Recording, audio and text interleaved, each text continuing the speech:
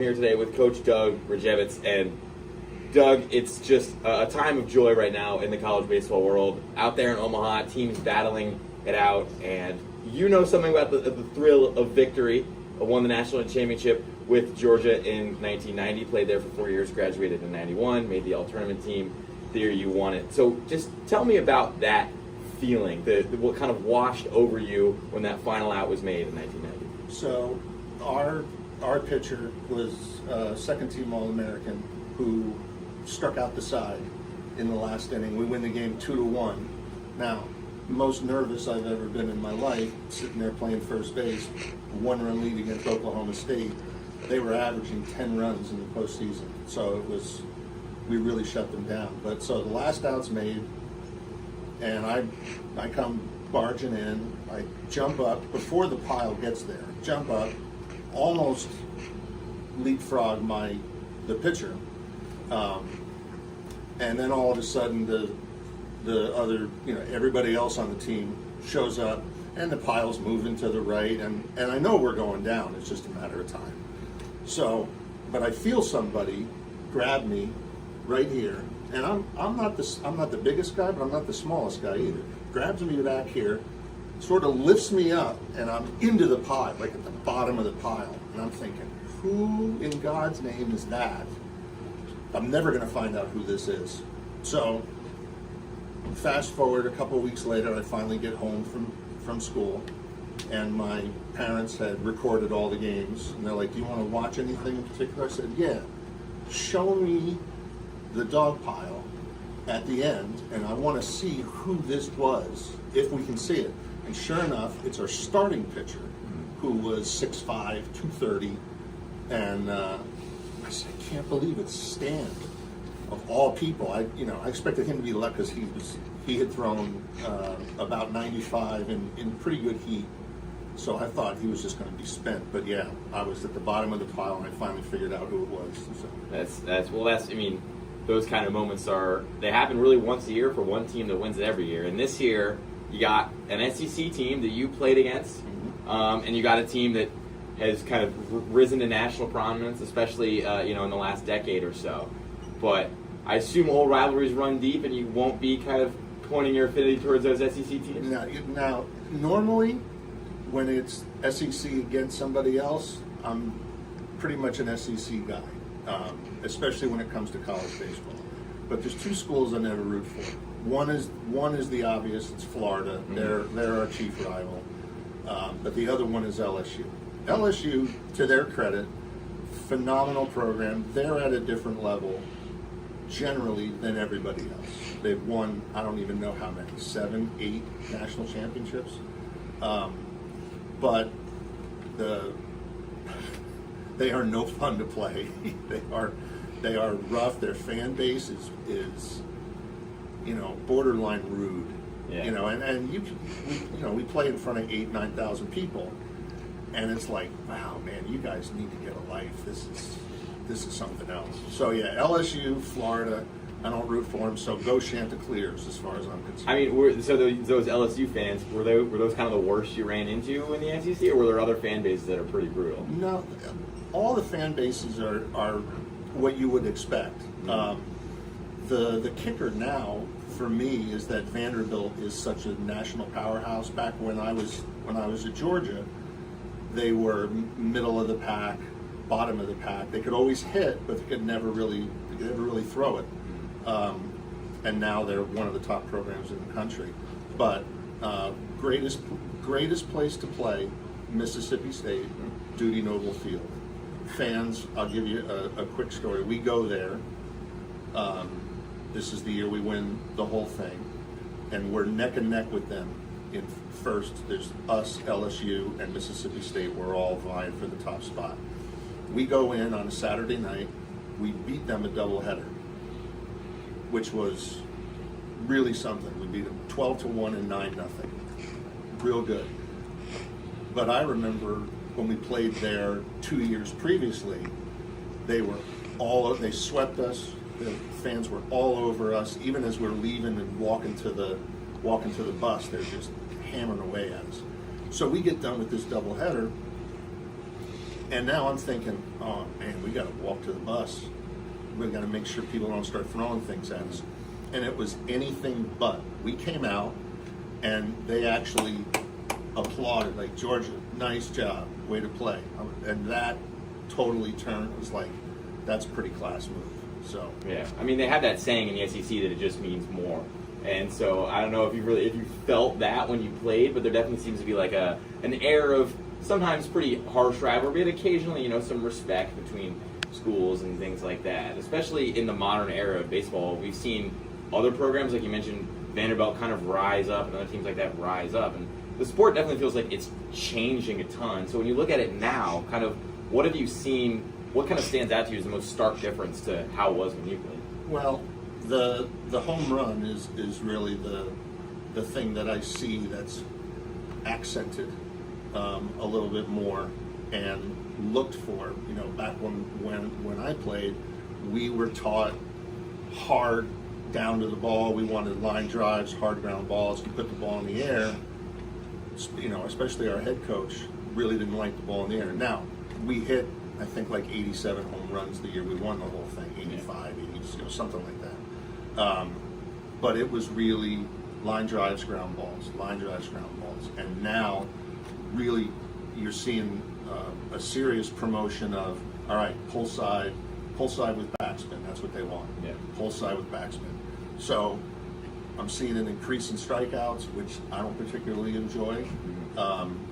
But you're also seeing the long ball a little bit more. So those are the two biggest changes that I see. Yeah, and I mean, you mentioned like liking some of those changes, disliking some of those changes. Have you kind of applied your likes and dislikes from when you were a player to now? I mean, you're a coach now. You kind of instruct these guys, and these kids that are in college themselves might not reach the heights that you did, but still, are playing college ball. I mean, kind of what tactics you take with them to make them sort of the best players they can be? Well, from a hitting perspective, what I've always tried to do is you take what the kid is and you try to max him out for what he does, because every hitter is different.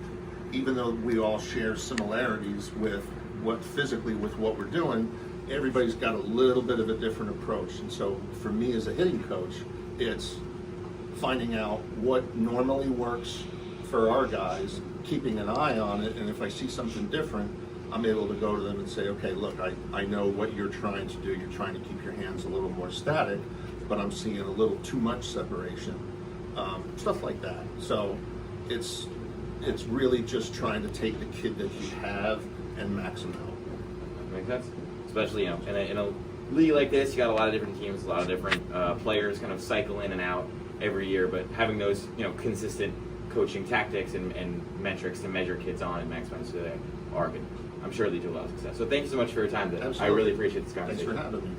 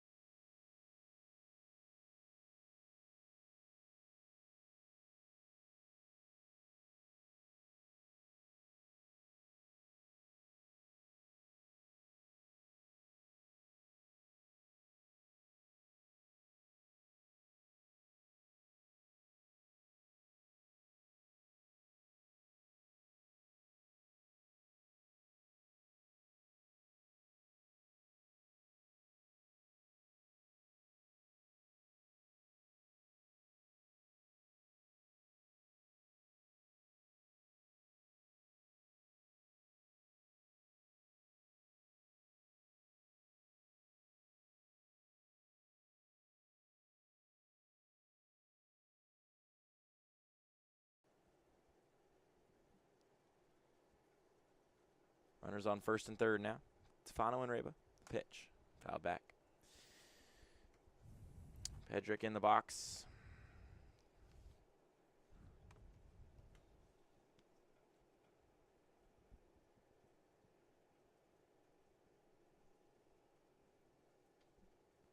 The 0-1 to him.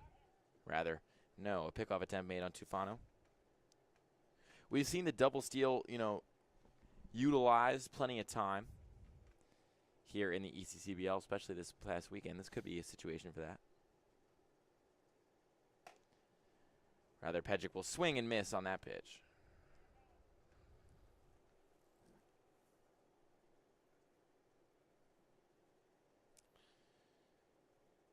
So the Kings looking to take advantage as Tufano is caught in the rundown. He'll jog his way back to first.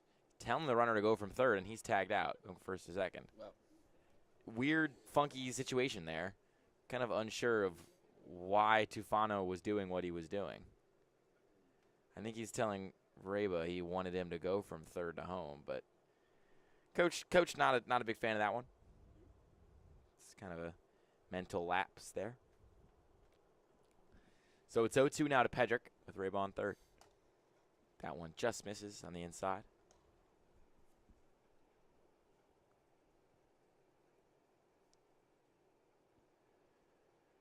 Pedrick going into his sophomore season at Hartford Community College. 1-2 from Coley. Swing and a miss. Ball gets away, though. Coming home is Reba. There could be a play at the plate. Rather, there won't be. So the drop third strike leads to not only a base runner in Pedrick, but a run in Reba. So the Kings are on the board first here in the bottom of the first. From Radford College, third baseman, number 23, Jackson Kehoe. And they're doing all this really only one out, and that one out was kind of a mental error. They seem to be kind of on it more offensively here at the start of this second game.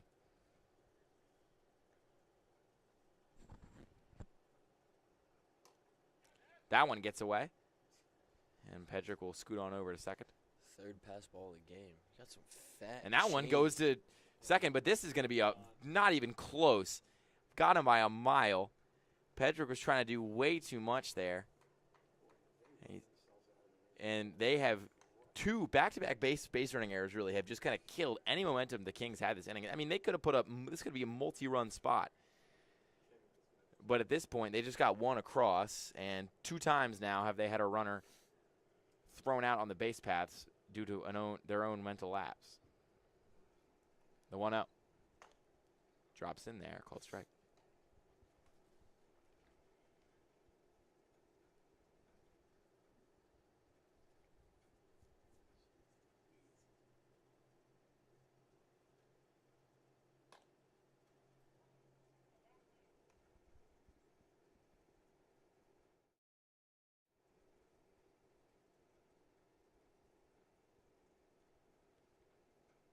So 1-2 now. 2 gone. Nobody on the base pass after a couple of base running errors by the Kings. The 1-2. Dropped it in there for a called strike 3. The 12-6 curve gets the backwards K. And Coley makes his way to the dugout after giving up just 1 run. Still standing in the box is Kehoe, trying to figure out what he just saw. But no runs, no hits. There's rather 1 run, no hits, an error. And nobody left after a chaotic bottom of the first. We go to the top of the second here at Moody. Hi, my name is Dr. Philip Glassner. I'm a hip and knee replacement specialist at Mid-Jersey Orthopedics. We're a multi-specialty orthopedic practice with offices in Flemington, Bridgewater, and Washington, New Jersey. We have 18 fellowship-trained specialists to take care of you from your neck down to your toes. We offer conservative management such as bracing, therapy, and injections through surgical interventions as well. Our goal is to keep you active and healthy and get you back in the game. We also offer on-site digital x-ray as well as MRI. We have evening and Saturday morning office hours to assist with convenient appointment times, as well as having walk-in appointments available. Call us or visit our website at midjerseyorthopedics.com so we can help you to live life better.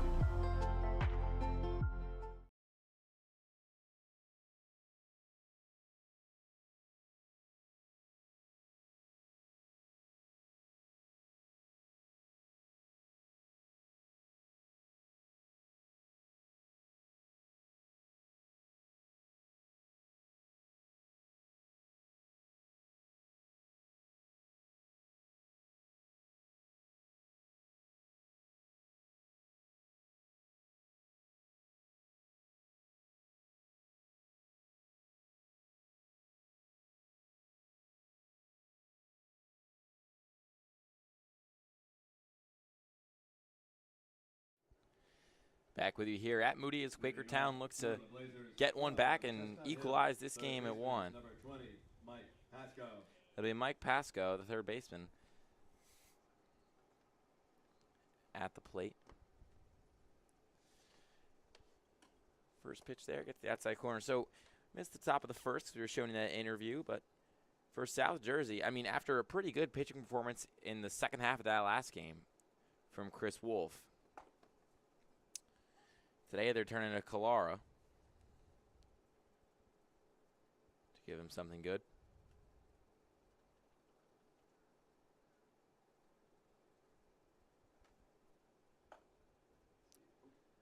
Kalara registering his first pitching appearance From Arabia, of the ECCBL summer number 10, as he picks up the strikeout Howard. there. And this brings up Ryan Harrer.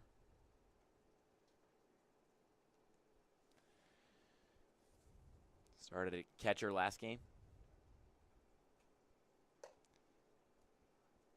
Pitch is up high, ball 1.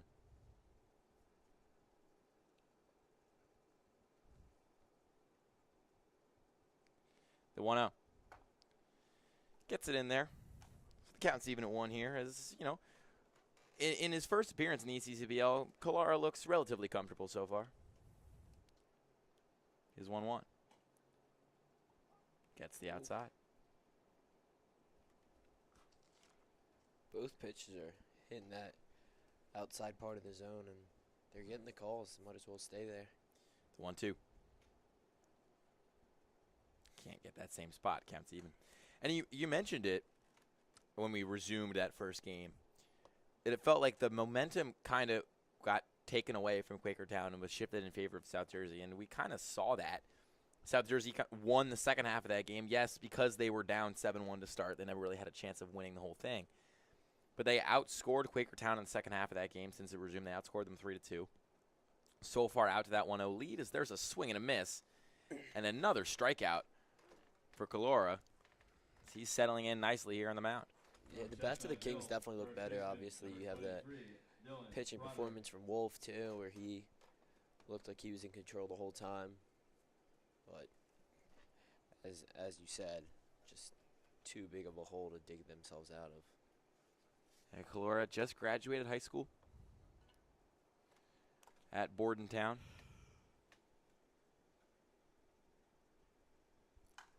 This one is lined into the gap, and it'll get down for a base hit. Takes a weird hop off the grass, but it'll still just be a single, as Broderick, the DH, will reach first safely.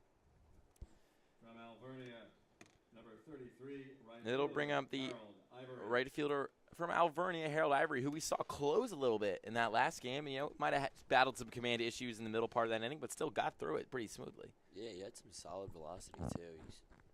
He has that big stature. Use it to his advantage, pulling down. Stands tall at 6'5".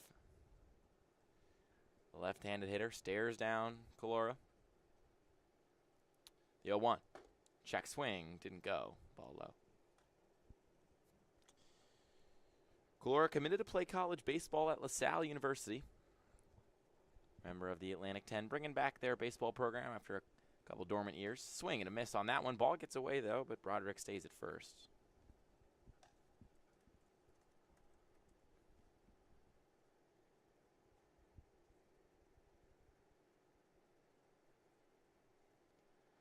So it's 1-2 now. As Kalara comes set. Kicks and delivers. Ground ball, first base. No, rather right through the gap. Shoppy came on, but didn't commit all the way to get that ground ball. It might have been a bit of a miscommunication error between him and Williams. Looks like that could have been a playable grounder for either of them. But still, it gets into the outfield for a base hit. And there's runners on first and second with 2 gone here in the top of the second.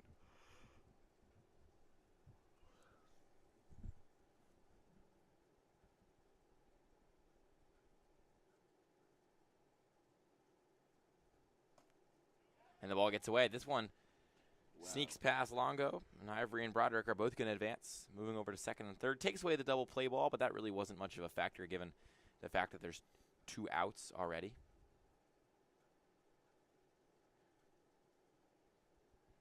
It's like the 5th pass ball of the game between both teams. Calora staring down cross, kicks and delivers. This one's lined sharply down the third base line and just foul. Could have been dangerous had it gotten down, but it carried into foul territory, much to the delight, I'm sure, of the South Jersey Kings.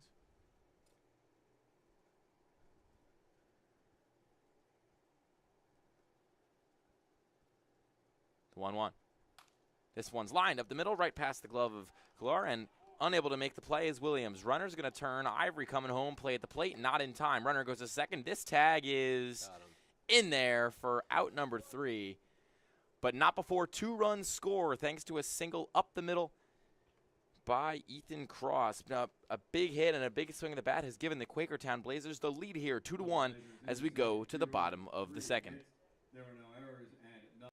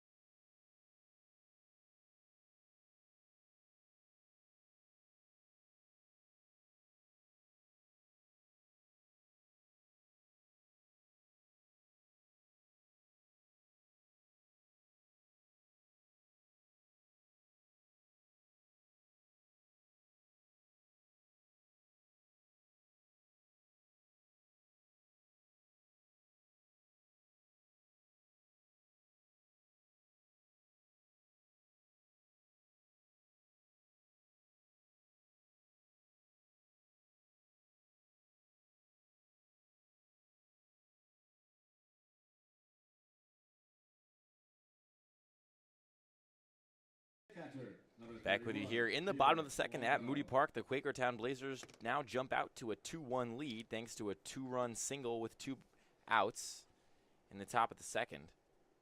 As Connor Calora looked comfortable through 5 outs. This one's chopped right up the middle. Nice collection and a good play, flipping over to first. And there's 1 gone off the broken bat ground out. But Connor Calora pitching for the Kings in that top of the second. Looked pretty comfortable through a couple batters, but ran into a hiccup at the end of that frame and gave up a pair of runs. You got to wonder how long he's going to go. It's his first appearance in the ECCBL this season.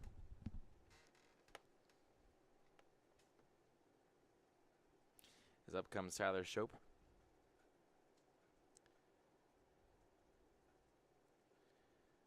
Hitless in the ECCBL so far.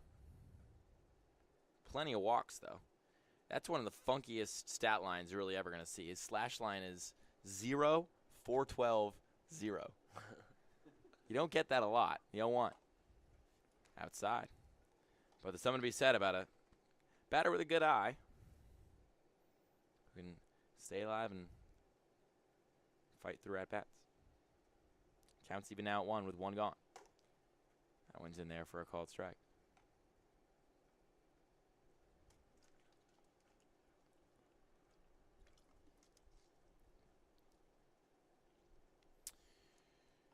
Shope headed to LaSalle, transferring from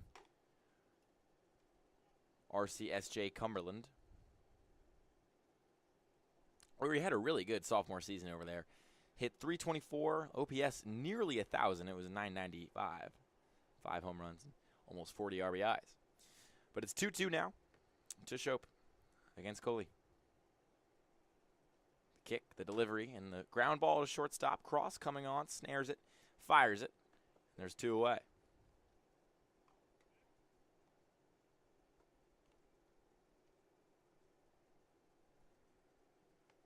From LaSalle, right fielder, number 7, Austin Buchanan. This will bring up Austin Buchanan, another LaSalle Explorer, as they try to revive their baseball team. Took a couple of years off as a program, but they're putting together a roster of seemingly a million South Jersey Kings to go take on the A-10. First pitch to Buchanan, in there for a called strike. Last game, Buchanan lifted one down the left field line hard and into the bullpen for just the 3rd home run I've witnessed in person here in the ECCBL game. Doesn't happen often. 4th for me.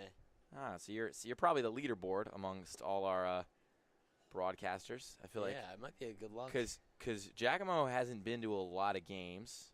Ben's been to a lot of games, but Ben and I have basically been to the same amount of games. So I don't think.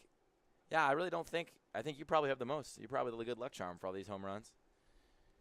As the 1-1. Can't get the top half of the zone. Buchanan's ahead now, 2-1.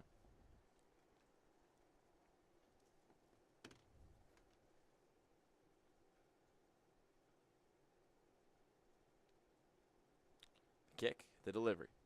Ground ball, chopping to second base, laps on it, and he'll make the play. So 3 up, 3 down, as smooth as you like, and still hitless despite the run are the South Jersey Kings. Will go to the top of the 3rd. And a reminder that the ECCBL is sponsored in part by Northfield Bank, proudly serving local communities since 1887 with branch locations across Mercer and Hunterdon counties. Northfield offers simply free checking with no minimum balance, no monthly fees, and no per-check charges. Northfield Bank customers also enjoy free online banking, mobile app access, and a free debit card for everyday purchases. For more information, please visit northfield.com or follow Northfield Bank on LinkedIn, Instagram, Facebook, Twitter, and TikTok at Northfield Bank.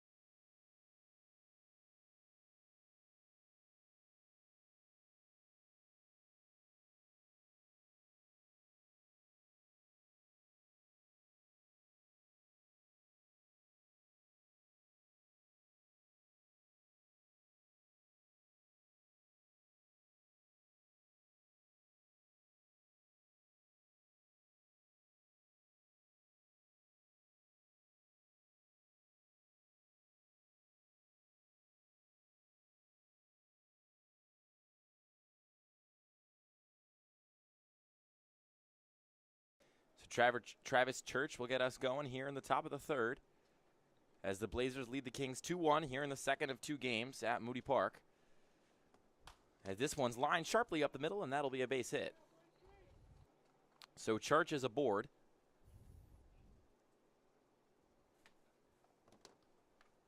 And this will bring up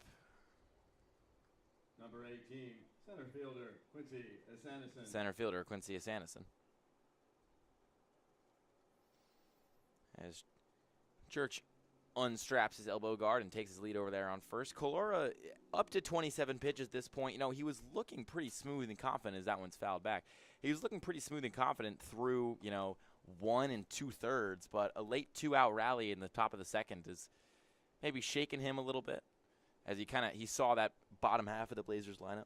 Yeah, I mean, just pass balls, just not a clean game from him or the catcher.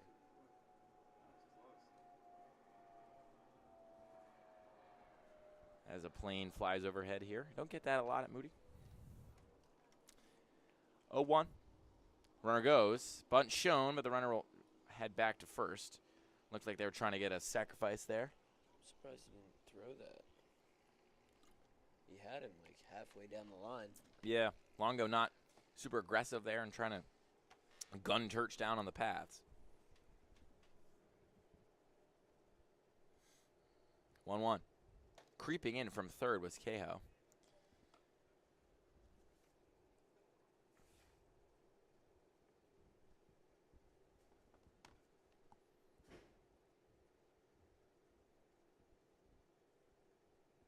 Calora's 2-1 is in dirt again. Hitters count now 3-1.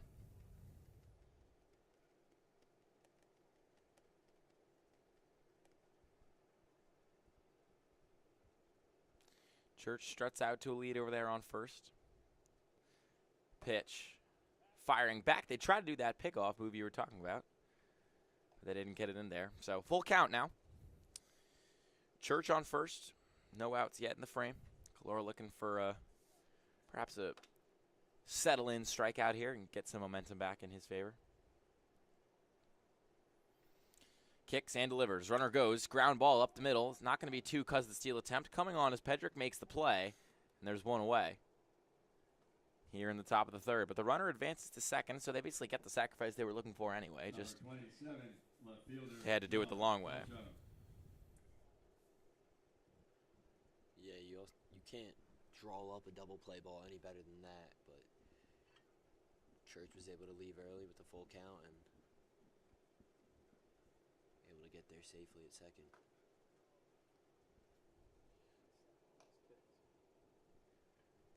It's a good pick from Longo over there. Seen a bunch of balls get by him. I don't know. Some miscommunication between him and the pitcher, or maybe some rough ground down there, but this one's chopped up the middle. Moving on is Williams, but he can't get it. It'll get into the outfield around third and heading for home, and the play at the plate will not be made in time, but they fired a second. And for the second time in this one, they gunned down the runner going from first to second on what otherwise would have been an RBI single. Still, a run scores, but the base paths are clear as Quakertown jumps out to a 3-1 lead here in the top of the third. Second baseman, Nate Lapp. This will bring up Nate Lapp after Tom Show gave the Blazers a trio of runs after a trio of innings.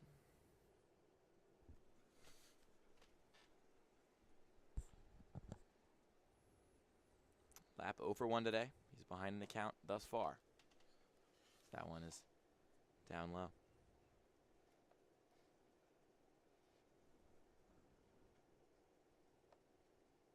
The pitch. In there for a called strike. So it's 1-2 now to Lapp. Hitting .320 on the season.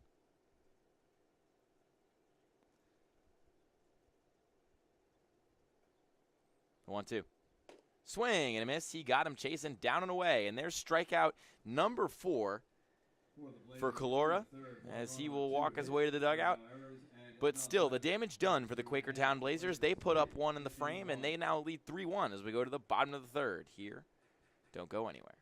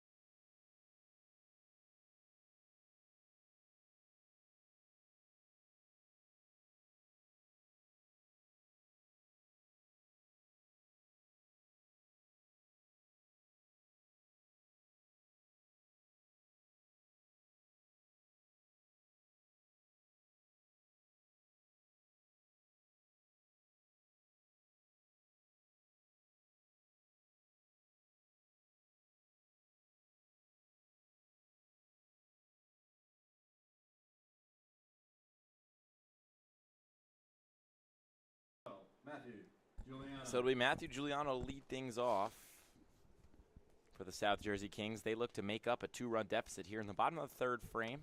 Reminder, we're just playing 7 innings as this is the second game of a doubleheader. Doubleheader that we didn't even technically complete all the way today. We had to resume a game, pick it up at the 4th inning. And, you know, Quakertown had jumped out to a huge lead before the resumption of the game. But South Jersey looked pretty solid in the last frames of that one. Still could not pick up the win, push their record to 5-8, and push them further to 3rd in that Southern Division. 1-1. Grounded back. Still, they opened the scoring in the bottom of the first here.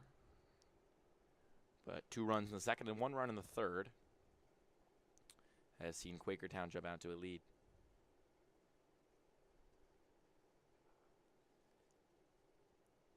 Coley comes set in the stretch. Couldn't drop that curveball in for a called strike. That's kind of been his out pitch so far. He's been looking at that a lot, especially when he gets into 2 strike counts. Yeah, he has been. He's been getting the call, too. Just missed a little bit too far outside. 2-2. Nobody gone, nobody on. The pitch. Check swing. Down low.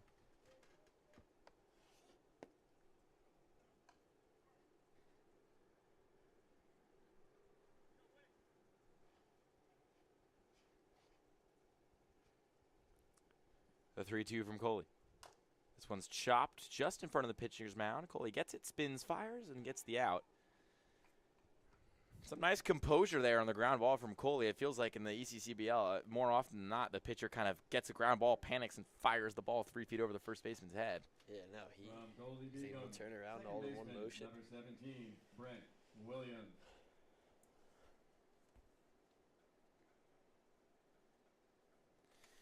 Now the second baseman, Brent Williams, will step into the batter's box.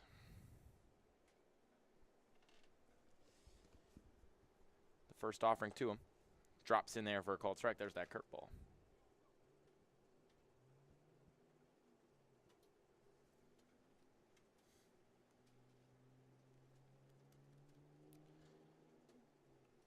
The 0-1 to him. Snaps in there, called strike. So 0-2 now to Williams. He's behind in the count as Coley's thrown 32 pitches. A little bit of a blip in the bottom of the first, but has looked relatively in control. His offering in the dirt.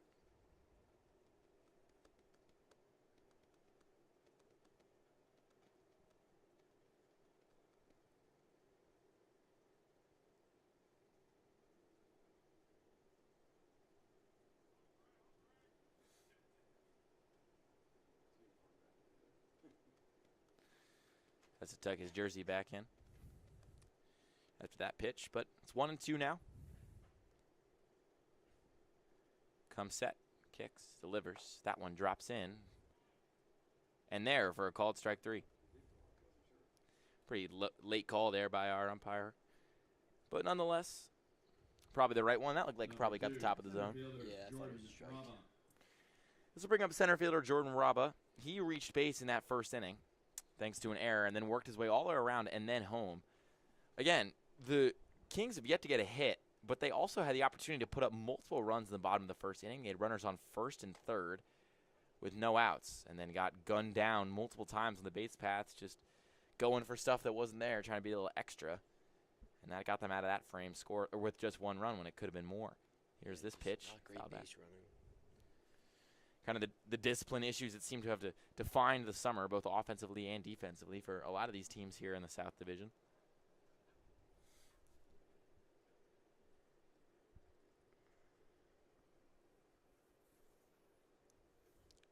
Coley's 0-2. Swing and a liner back right into the fence.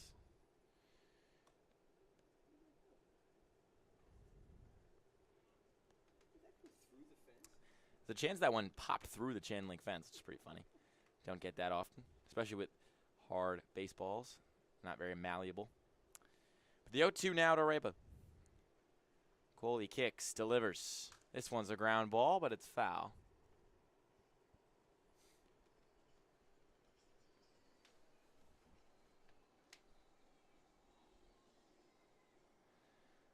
So the count will remain 0-2 to Reba.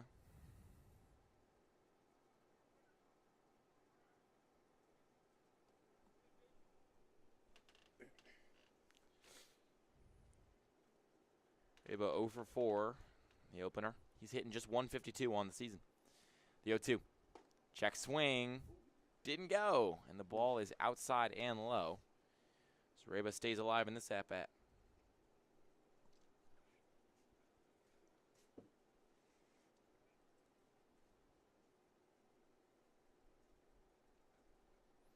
One and 2 to Reba, looking for his first hit of the day. This one's skied high, trailing into left field. Back on it is Tom Show, but it's foul. Stumbled a little bit on that grass out there, a little bit uneven.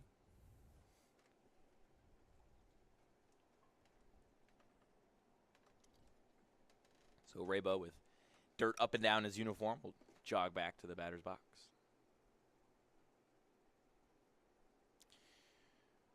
Count remains 1-2. There's 2 gone and nobody on. And the Kings trail by a pair of runs here in the bottom of the third.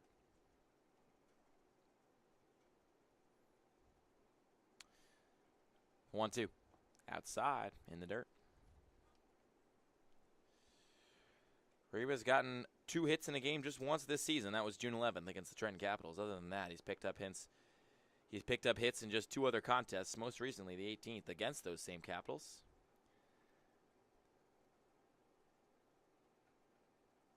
2-2. Check swing. Did he go? No, he didn't. And the ball was high.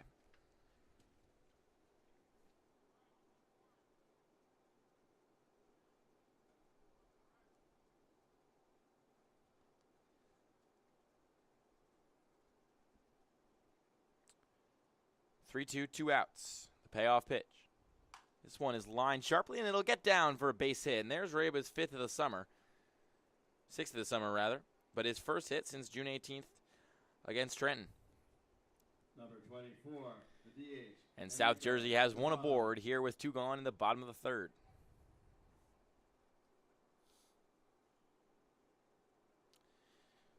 Coley up to 45 pitches now,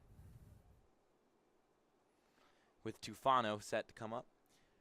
Reached on a dropped third strike in the first inning before being thrown out on the paths. That one's in there for a called strike. He had a hit earlier today. It's 1 for 3 with a hit and a walk. Reba takes his lead out on first. Coley's offering to Tufano. No, rather he'll pick off. The leg lift looked a little unnatural. Kind of could assume that was coming. Yeah, it was in his head. Tufano faces an 0-1 count here. Picks him off again, and they're going to say it was a balk. So Rabel will make his way over to second. That one definitely looked a little funky. Mm-hmm.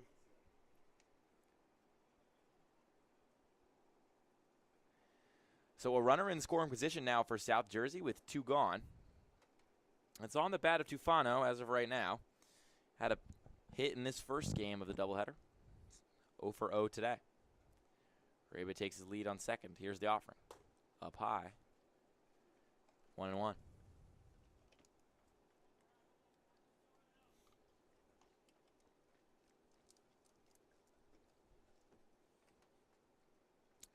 One count. Runner on second.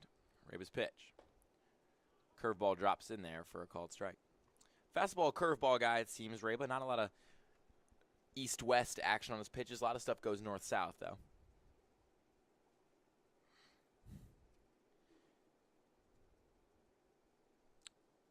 Coley checks the runner. It is 1-2. This one's chopped foul. Off the back of Tufano.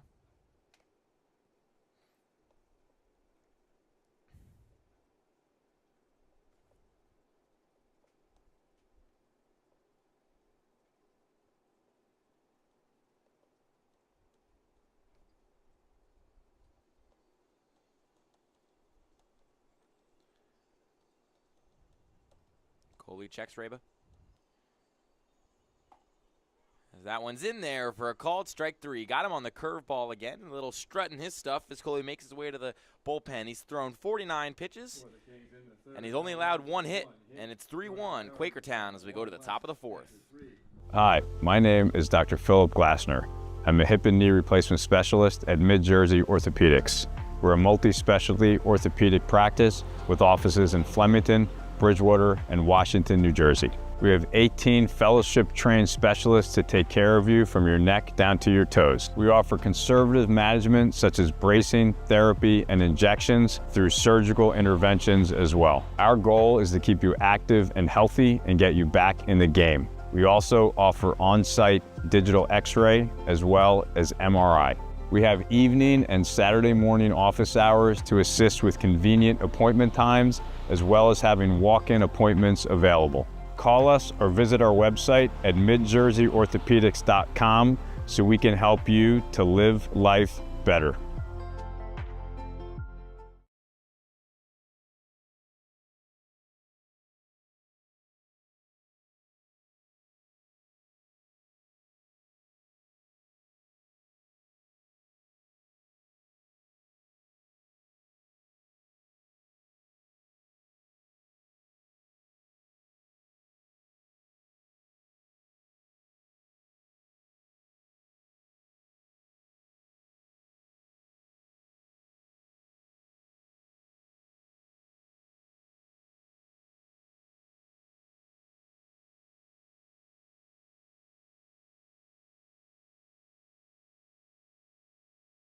Number 20, Mike Pasco. Mike Pasco, the third baseman of the Blazers, are going to lead us off here in the top of the 4th. Luke Leonard, Luke Anderson alongside me, bringing you Game 2 of a doubleheader on this Sunday afternoon. Quakertown took the first one between these two teams in a resumption of a game that started a week ago.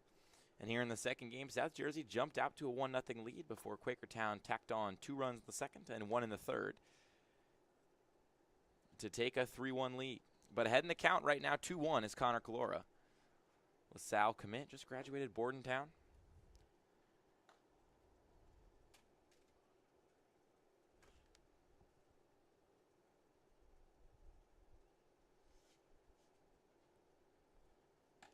That one's outside, so the count is full.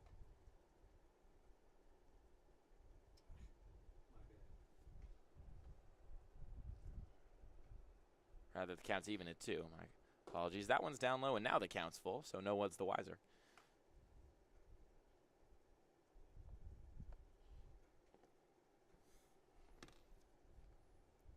Three-two. Outside. No, rather got the inside corner. See, we're not getting enunciated calls from our umpires down there, so it was tough to tell right away, but Pasco seemed to know it. He at least took right off of the dugout after seeing that pitch. Knocked out right away.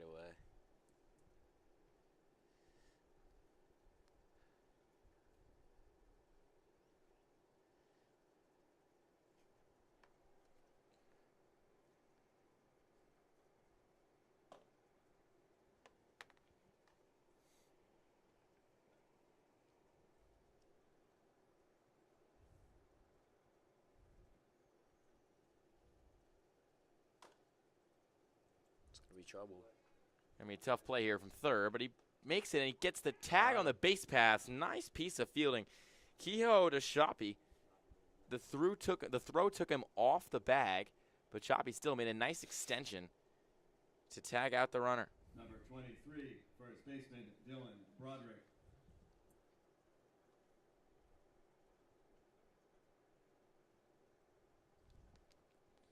So it'll be Dylan Broderick, the first baseman. He was the DH the first game, but he's playing first in this one. That one's in there for a called strike. Probably the best pitch of Calora's day so far.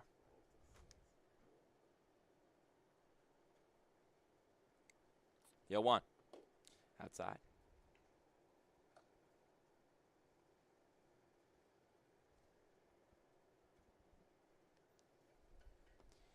So the count's even at 1 now. Connor Calora kicks, delivers. And it'll be a called strike on that outside corner.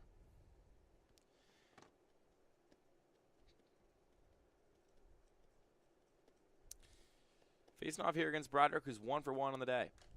This one fouled back, shaking the camera, but hopefully not knocking it to a strike. Oh, no. Looks fine.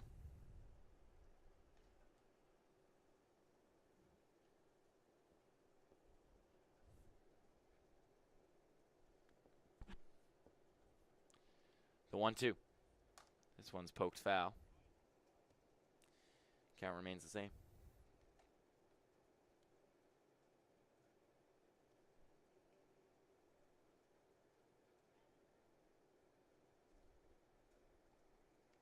The 1-2.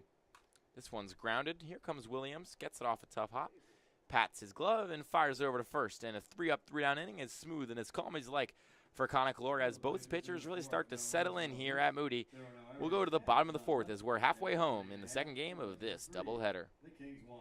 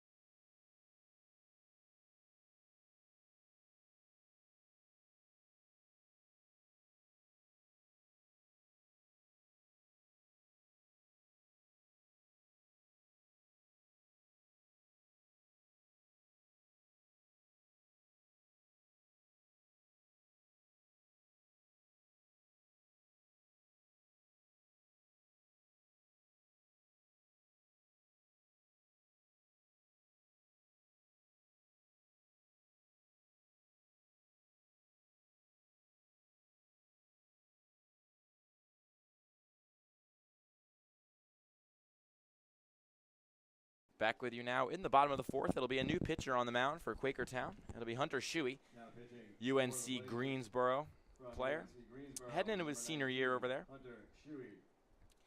He was all And SoCon leading off preseason fourth second inning, team heading into this season, shortstop and number 11, Andrew Pedrick. recorded 12 strikeouts over 21.2 innings and allowed just 6 extra base hits all season. He's going to get a quick ground out to open up his debut.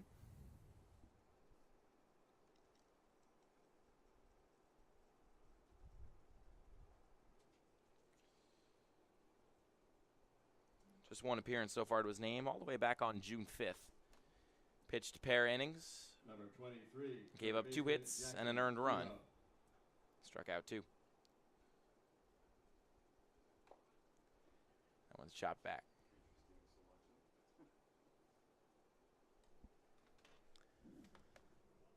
Yeah, they tried to catch Pascal. He's playing well behind the bag at third, but Kehoe not able to lay one down there. Kehoe not able to make contact on that either. Takes a big hack and is going to give himself a minute to walk that one off as he tries to reassess and batten down the hatches. Down 0-2. Shuey kicks and delivers. Good That one pitch. curves in. Nice pitch. That one had a really strong horizontal ride on it, it felt like. Started way out and then dropped right into the Number zone. 31, catcher Peter Longo. So 2 quick outs here in the bottom of the fourth. As here's the offering. In the dirt. Tried the fastball, one of the first times we've seen him really go to that pitch yet. Been a fan of his breaking stuff.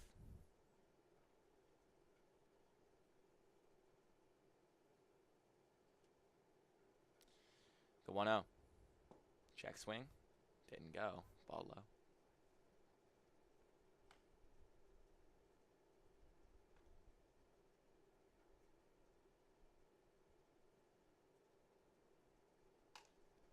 This one's grounded to third. Could be an easy play for Pasco. Fires across, but it's not even close. Over the head of Broderick. And reaching safely is Longo. That'll go down as an error. Pasco tried to hurry up his throw and beat out the runner. But in doing so, he sent it about 2 feet over Broderick's head. Yeah, he sat back on it and Number 44, first baseman Tyler Choppy. made the play more difficult than it had to be, and forced him to throw one way over the head of Broderick.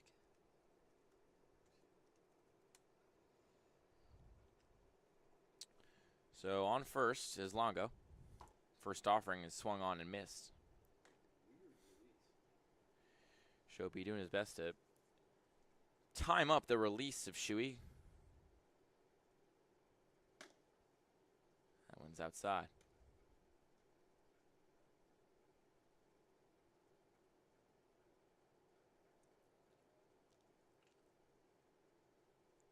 The 1-1.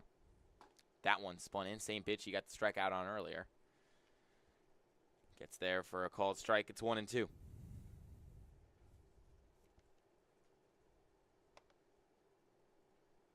1-2. In the dirt. Count will be even.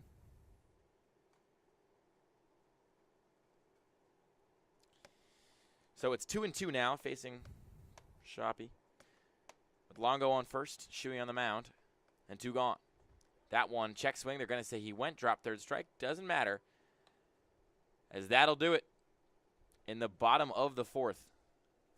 2 up, and then an error, and then 1 down, as Quakertown cruises to the top of the 5th with Shuey on the mound. We'll be back with you after this.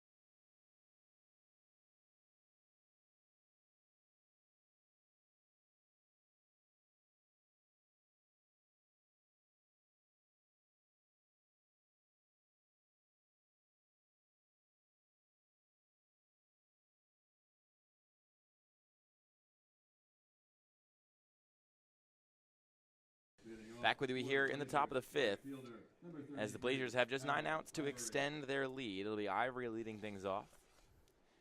Tall right fielder steps in.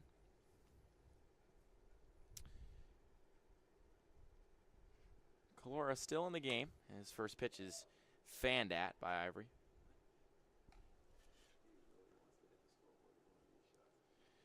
Ivory taking big hacks every time he steps into the box. You got to feel like he's not making contact yet as he fouls that one back, but when he gets a good piece of him, that thing might go 500 feet. Mm-hmm. Definitely got the power for it.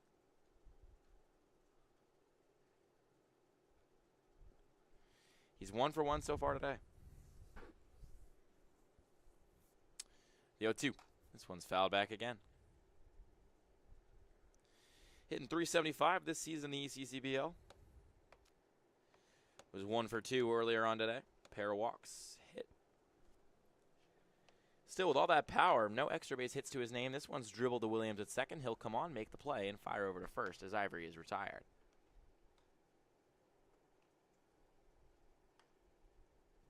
Number 4, shortstop, Eric Cross. This will bring up Eric Cross, the shortstop for Quakertown.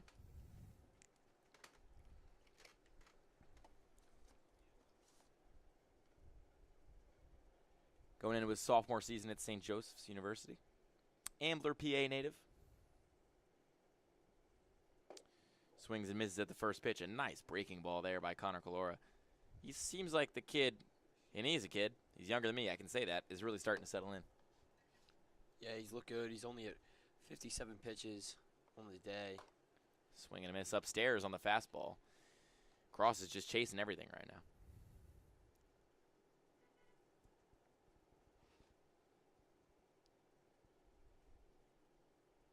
This one is lined into left field. Coming on is Giuliano. He's there. He'll make the catch, and there's 2 away.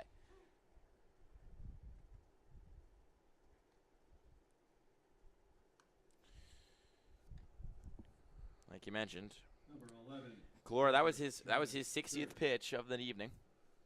I guess it's not even evening yet, of the afternoon. As this offering is in there for a called strike.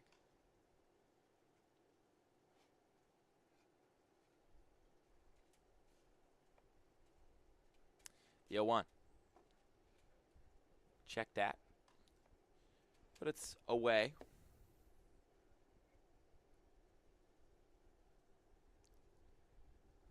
1-1 now from Calora. Another check swing this time. It's in there for a called strike. So it's 1-2 with 2 gone here in the top of the 5th.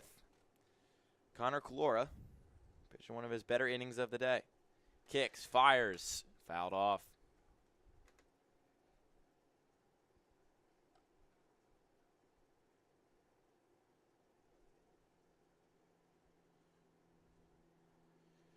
Church is 1 for 1 so far today. Had a single earlier in this one. Calora's 1-2. Fouled off again.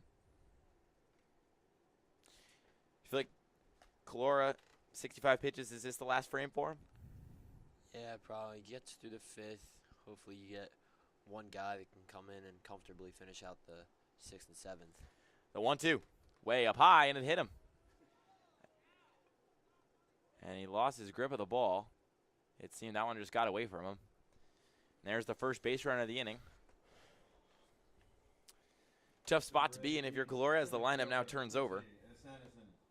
It'll be a Sanderson. He's 1 for 2.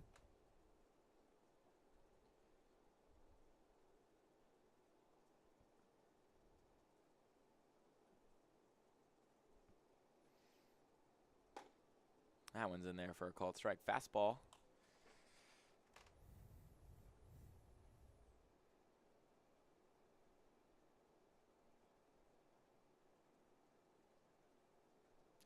The 0-1. Couldn't get the outside corner. Longo tried to frame that one up, but to no avail. It's 1-1.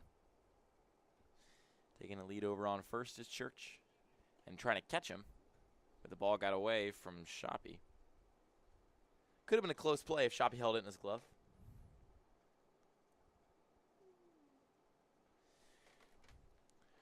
The 1-1 now.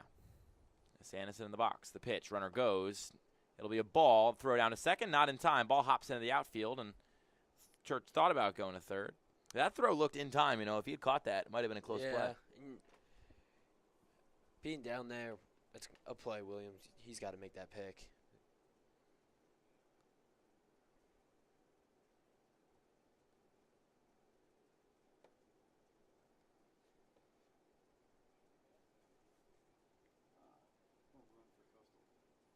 Two 2-1. Grounded foul. Counts even at 2.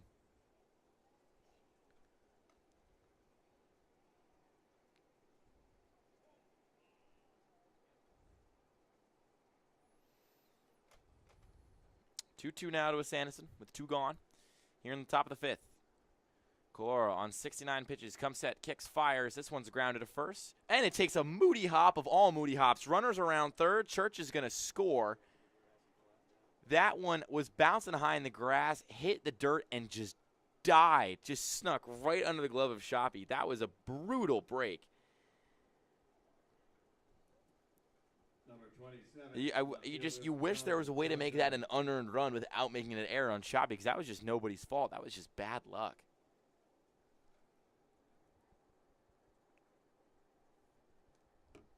And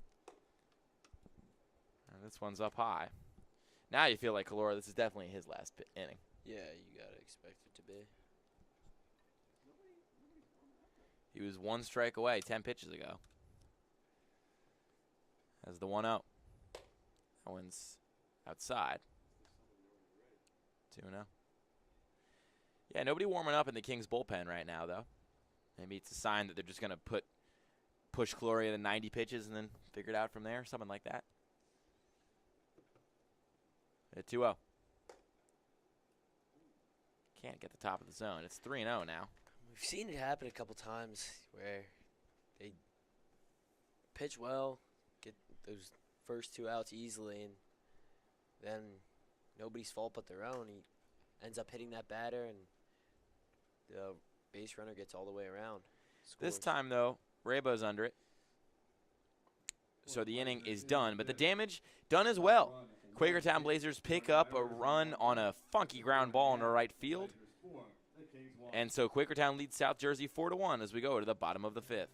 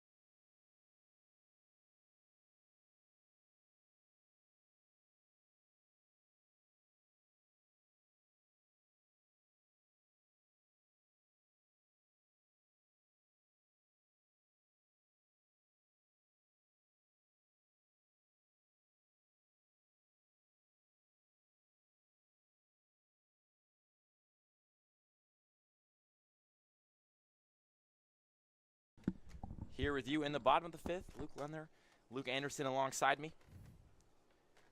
As the first pitch at the bottom of the 5th is fouled back by Buchanan. As it'll be Hunter Shuey coming out again for Quakertown. Heading into his senior year down there at UNC Greensboro. Hamburg, PA native, as that one is down low. So the count's even at 1.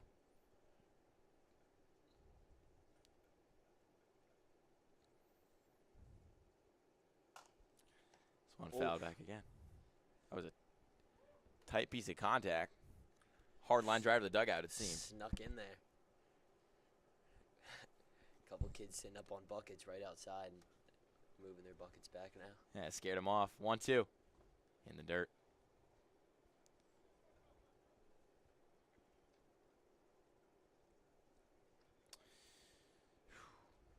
Buchanan, just his 4th game of the summer. He's hitting .222. And he's got 2 balls and 2 strikes now as that one gets the inside corner for strike 3. Shuey using that, call it a slider. Left fielder, Matthew, Julian. Clipping that front door twice now. He's gotten that pitch for a backwards K and on a pair of occasions. That'll bring up Giuliano, the left fielder.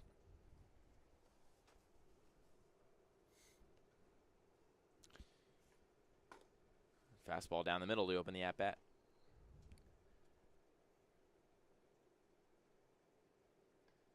Yo, 1. Swing and a miss.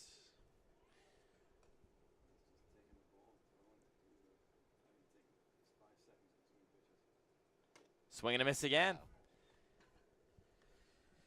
Rung him up. Huey's feeling good out there. He's found himself in a good rhythm. He's Number 17. getting that ball back in his glove and Brent Williams. throwing it right back. Yeah, he's almost having a catch with the catcher right now. There's the first pitch of the at-bat's outside. He's really not taking that much time. Grabbing it, switching hands, and firing it home. As his first pitch, Williams is outside. Second offering on the way. That one's in there. Called strike. 2 gone here in the bottom of the 5th. 4-1 lead for the Blazers. Fouled back. Shaking the camera, but that still holds firm.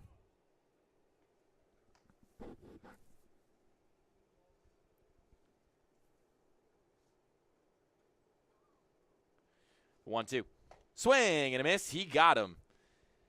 No runs, no hits, no men left. 3 strikeouts for Hunter Shuey as he sheathes the sword and walks off to the dugout with some pep in his step. We're to the top of the 6th here at Moody. It's Quakertown 4, South Jersey 1.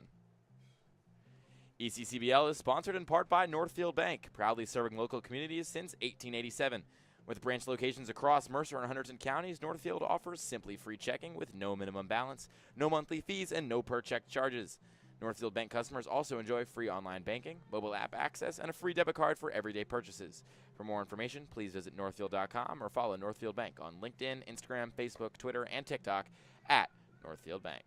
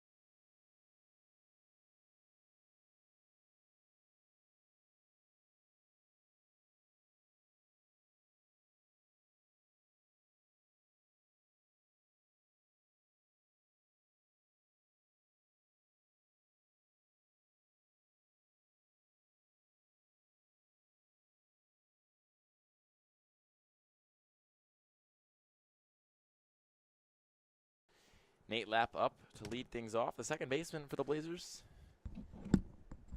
Trying to get things cooking on further. This game's moving quite a bit of pace to it. We're already into the top of the 6th. We're only playing 7 innings here today. We started just an hour and 13 minutes ago. New first baseman for the Kings. It'll be Tommy Diffler. Got the start last game. Came off the bench in this one, but he's taken over there at the 3. Still in the game, Connor Calora, LaSalle commit. He was cruising in the last inning before a late blip with 2 outs and a couple of just bad breaks in general. Led to 1 run crossing the plate. Yeah, he was 1 pitch away from entering this in a much more comfortable position now, touching 80 pitches. So it's 3-1.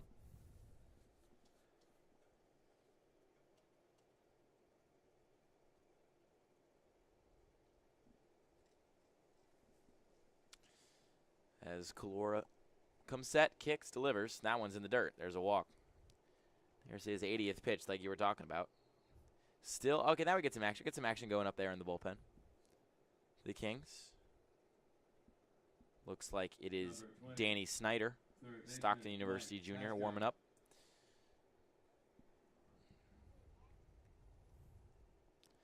So after Lapp's leadoff walk, it's Pasco in the batter's box. He takes that first pitch down for a strike.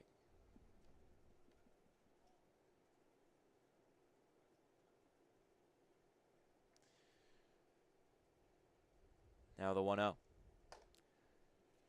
Lapp took a bit of a hopping lead over there on first, but No steal attempt made by him. Flashback to the first inning now, where South Jersey, again, only one hit to their name, but they had that run in the bottom of the first thanks to some lucky breaks, been on a pass ball. They had runners on first and third with nobody gone, and only got one run out of it despite a pair of walks and a hit by a pitch, only because two of their base runners tagged out on the base paths. So that base running discipline been a big factor for both these teams so far today, as the count's now even at 2-2 to Pasco.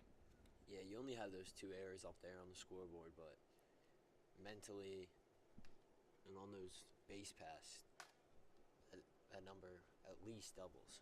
Yeah, it's not even, those are errors on Quakertown, really. It's just that shows you South Jersey just swinging the bats have just not been able to generate much. And the only time they had a chance, it was their own fault when they were unable to put runs across the board. Just one hit and one run to their name so far today. The pitch. Just misses outside. Count is full. We've seen that call being made the other way a couple times.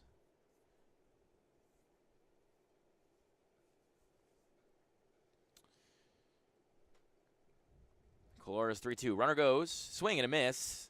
And there will be no throw down to second. Longo juggling the ball a little bit back there, playing some hacky sack.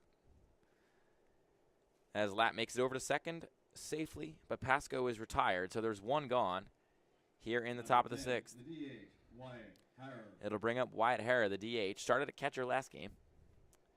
0 for 2 today. Was 0 for 2 earlier today, but it's still hitting .667 on the season. Talk about average, or excuse me, rather. That's his on-base percentage. I got messed up here with my stats. He's hitting .222, which is much different. But .667 on-base percentage, this guy draws a lot of walks. Not bad at all, as the 0-1 is swung on and missed. Just 2 hits to his name so far this season and 1 RBI. But he knows how to draw walks. Drawing 11 of them. Calora's 0-2, up high.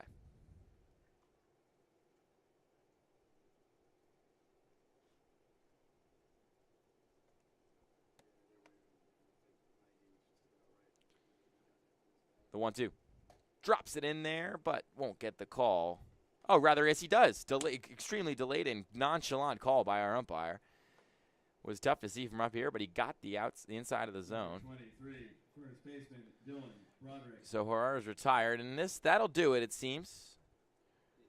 For Calora, he seems to have hit his pitch count limit of 90, which we can only assume was the decision being made. So the Lestal commit's going to be pulled, but again, really not a bad day for Calora at all. Young kid comes out here, throws 90 pitches. And gives up 4 runs on 6 hits. And shows the stuff, occasionally throwing hard. But we're going to go to break while we bring in a new pitcher. It appears as though that new pitcher will be Danny Snyder. But they're still letting him take his final warm-up throws out there. So Calora will step out, and we'll step aside for a quick break. We'll be back with you after this. Hi, my name is Dr. Philip Glassner. I'm a hip and knee replacement specialist at Mid-Jersey Orthopedics. We're a multi-specialty orthopedic practice with offices in Flemington, Bridgewater, and Washington, New Jersey.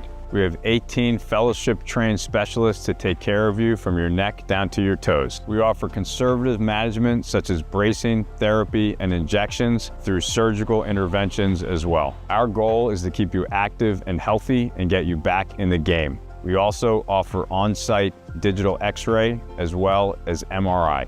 We have evening and Saturday morning office hours to assist with convenient appointment times, as well as having walk-in appointments available.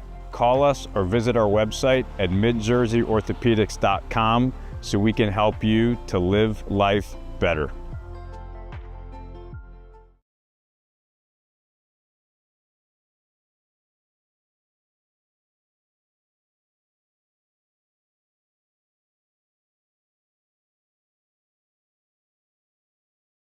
Danny Snyder.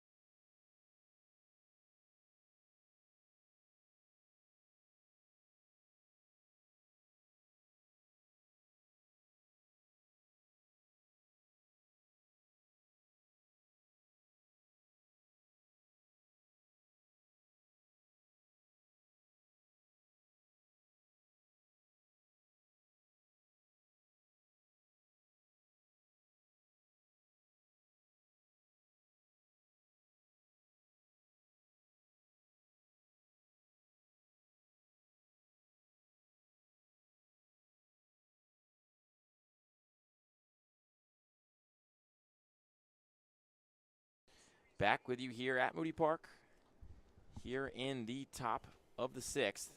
Runner on second and one gone, and it is, in fact, Danny Snyder. I might need contact lenses, but I'm wearing them today, and he gets the first pitch to be a swing and a miss. So I was able to spy Snyder over there in the bullpen warming up.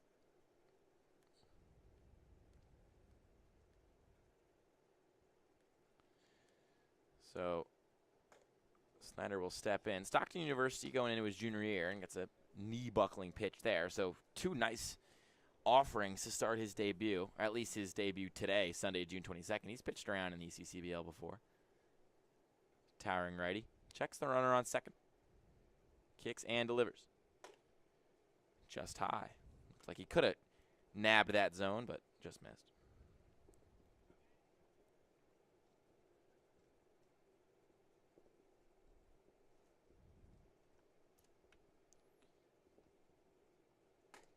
There's a swing and a miss. You got him there. And that'll do it for the top of the 6th.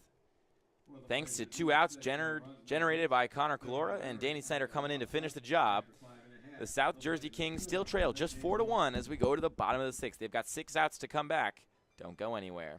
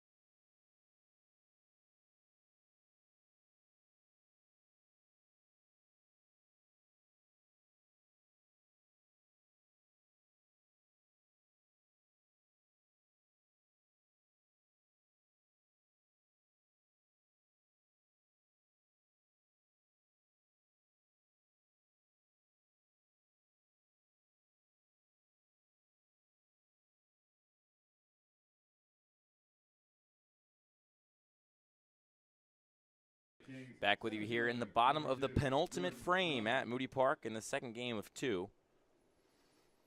As the Kings have 6 outs to make up 3 runs to tie this and 4 runs to potentially win this. That'll be Jake Raba to get us going here.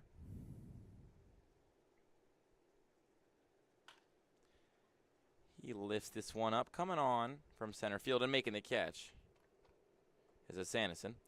So Jordan Raba is retired. He's 1 for 3 on the day. And this will bring up Enrico Tufano, the number 2 hitter in the lineup, thrown out on the base paths in the first inning after getting caught in a rundown. And there's 1 gone for Tufano, who's 0 for 1 so far today. First pitch in there. Moves. Yeah. I mean, Shuey was dealing with a capital D. I mean, just spreading it around last inning and making hitters just chase everything. Speaking of, out of his shoes there is Tufano. And Tufano's no slouch. He's hitting .303 on the summer. But Hunter Shuey's all gas, no brakes right now. And he's doing it quickly. The 0-2. This one's grounded sharply to short. Controlled nicely by Cross. Hill will make the throw, and the play will result in the second out of the inning. As Shuey is once again cruising. Shortstop Andrew Pedrick. He's at just 28 pitches. With honestly looking down and seeing 28 pitches, 29 pitches rather. I was stunned. I feel like it's less than that. I feel like he's cruising. But I guess when you strike a guy out every time, that's 3 pitches there. He's already picked up 4 of those, or 3 of those. Said that. I went into this inning looking at how many pitches he had thrown, and I was surprised by the number 2. Obviously, it keeps going up, but. So his first pitch to Pedrick outside. It'll be a ball. Next offering, same spot, same result. 2-0.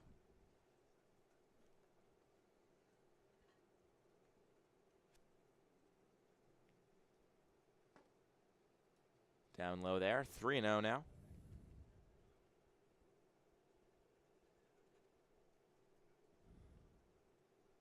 The 3-0.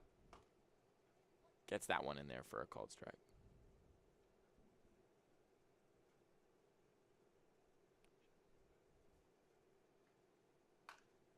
This one's grounded over to second and through the glove of Lapp into the outfield. Not going to extend that into a double, and will rather just take his bases, Pedrick. Tough error to give up there, especially when your pitcher's having the day that he is. But there's 1 aboard now with 2 gone here in the bottom of the 6th. Just bad fielding. I mean, a little bit of a Number rough hop 23, there, third but baseman Jackson Kehoe. get your body in front of it, and that's an easy out. That one's in there for a cold strike to get things going.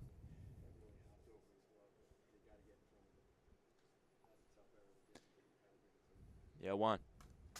Fouled back, shaking the camera. 0-2 now. With 2 gone. So should be 1 strike away from snuffing out any sort of late inning rally here. Kehoe at the dish. The 0-2. Way up and in. Had Kehoe ducking and his chains dangling. It's one of the first times we've really seen Shuey not hit the strike zone. Yeah, it seems like there was a weird rhythm thing before that pitch anyway. And his 1-2 now is grounded sharply to third. This could be a tough play, but it'll be taken and hollered over to first, or rather second, excuse me, as Lapp tags the bag, and that'll do it for the bottom of the 6th. We go to the top of the final frame here at Moody with the Quakertown Blazers leading 4-1 over the South Jersey Kings.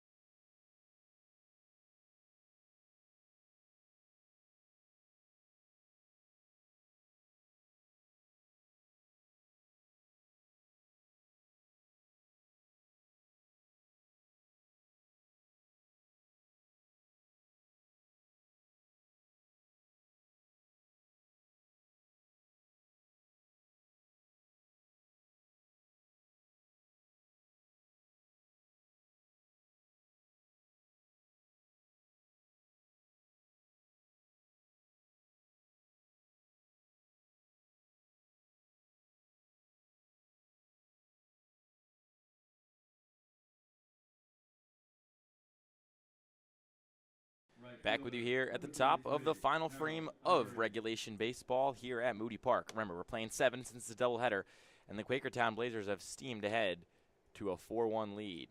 As it's still Dan Snyder on the mound. No, not the disgraced former owner of the Washington football team. The pitcher who goes to St. Joe's University. Excuse me, rather, Stockton University. Mount Laurel, New Jersey native. And it's 1-1 in the count now.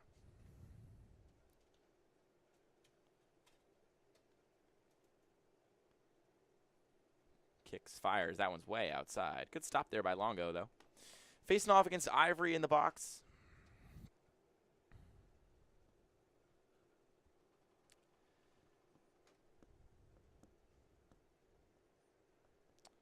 Snyder already pitched 10 innings this summer. 2-1. This one's hit hard into the gap. Could get down, and it does. And it's go to the wall, and it hits the fence. Ivory will jog on into second base. He'll get there standing, and we mentioned it. He hits the ball as he gets a little pelvic wiggle to celebrate that double. He swings so violently and so hard that when he got that good contact, you knew that thing was getting down for extra bases. Yeah, he did a good job of taking that the opposite way, too. Didn't try to pull it and end up rolling over. He took the outside pitch, put it in that left field gap. Number 4, shortstop. Standing at second to lead off the Cross. inning.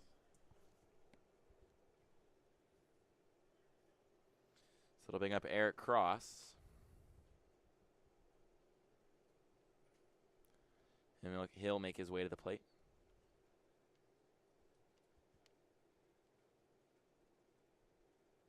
Pitch from Snyder. Down low.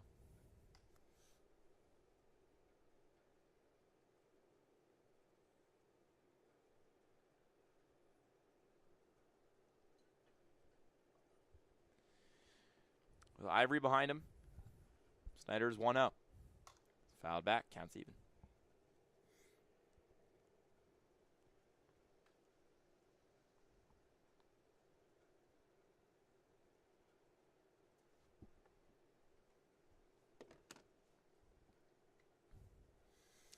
Cross is 1 for 2 today. Sure the Blazers would love a nice insurance run right here, but he fans at that one way out in front. Nice breaking ball. Snuck it inside.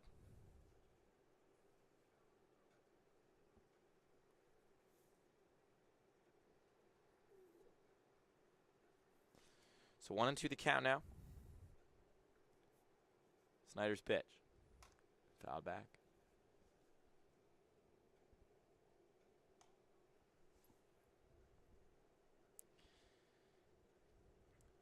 It'll remain 1-2 for Cross, who, like I said, is 1 for 2 today. Ivory got things going in this inning with a double, as that one's outside.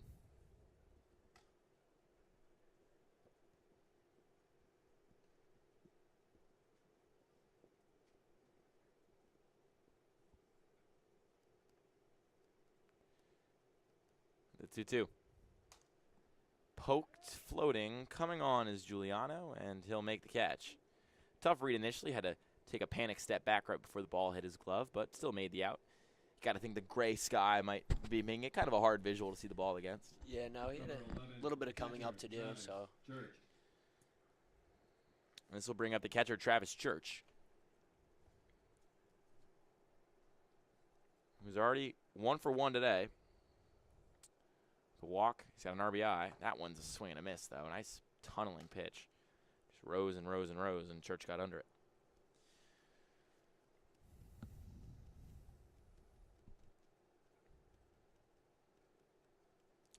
Snyder's 0-1. Chopped foul.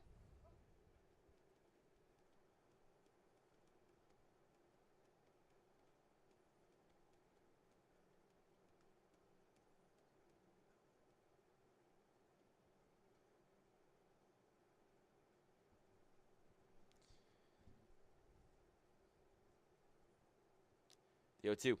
Swing and a miss. He got him. Oh, rather. That was... Yeah, there you go. He sat him down. Had me panicking for a second. I thought that was the second strike of the at-bat, but I was not mistaken. Number 18. That was a strikeout. Quincy Asanison. So the lineup rolls over. This brings up Quincy Asanison, who's 1 for 3 today and has made a couple nice plays out there in center field. Now, with good center fielders, makes it look easy. And he's done just that out there today.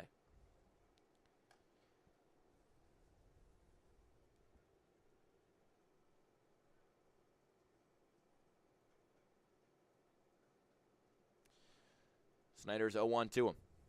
One's lifted into left field. Coming on is Giuliano, still running, and he makes the catch. And that'll do it for the top of the 7th. No runs, 1 hit, 1 man left. As Snyder does his job and rolls things over to the bottom of the 7th as the Kings are 3 outs and 3 runs away from a tie game. We'll see if they have a rally in them after this. Hi, my name is Dr. Philip Glassner. I'm a hip and knee replacement specialist at Mid-Jersey Orthopedics. We're a multi-specialty orthopedic practice with offices in Flemington, Bridgewater, and Washington, New Jersey. We have 18 fellowship-trained specialists to take care of you from your neck down to your toes. We offer conservative management such as bracing, therapy, and injections through surgical interventions as well. Our goal is to keep you active and healthy and get you back in the game. We also offer on-site digital x-ray as well as MRI. We have evening and Saturday morning office hours to assist with convenient appointment times, as well as having walk-in appointments available. Call us or visit our website at midjerseyorthopedics.com so we can help you to live life better.